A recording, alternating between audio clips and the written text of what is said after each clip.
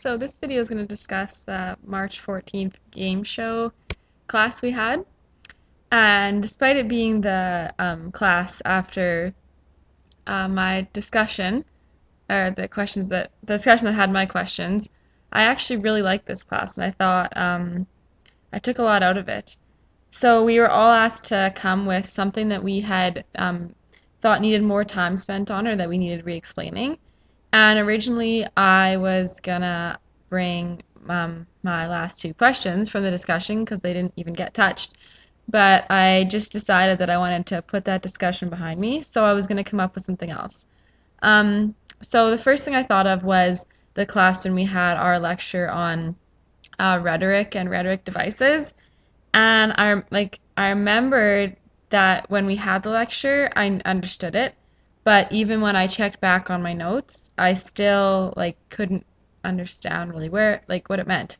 So I thought that this made sense to make this my kind of question to bring to the game show that we had. So, anyways, when we got into groups, I thought that it was interesting because there was a few that had the exact same question or that almost the exact same thing that they were confused on. And then there was my group, and we all had four completely different things. But when I said my what I was confused on, everyone agreed that that was something that they could look back on too. So I think that that this went over really well. I was really happy with the answers that I received. I thought that everyone actually brought something really good to the table. There was things that were said that I was like, oh yeah, I could use some new explaining on that too. Like even Derek's question about ornamentation. I understood the lecture, but it was a little bit all over the place, so I needed just to know which ornaments were important.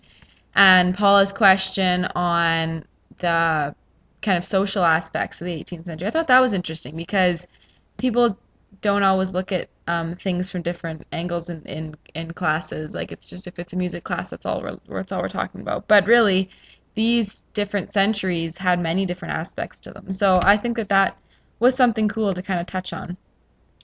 So when I asked my question, both Nick and Carolyn commented on it, and this was good because it was kind of like they were explaining it sort of like from student to student. So I thought that the way that they went about saying it to me made sense, and it kind of like a light bulb moment for me when I talked about how it was used in the tech when they talked about how it was used in the textbook, referring that Baroque and rhetoric are the same thing, and it means that the goal is for the audience to feel what the performer's feeling, which is totally different than in the Romantic period. So that became clear to me, and just like we just talked about rhetoric devices and stuff, and so that was super helpful.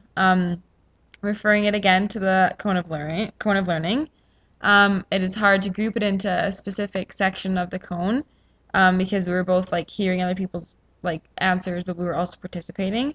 So even though I didn't actually do a lot of the talking, like I said, I was being kind of talked directly to, and so I took a lot away from it. I remember a lot of it, and I actually remember a lot of what other people said too, just because it was interesting to me.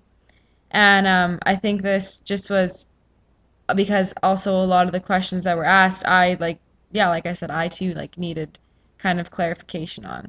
So overall, I thought this was a great idea for a class, and I think that it's something that everyone should do because there's always going to be, different lectures that people understand differently, and so it's good to kind of go back and talk about them.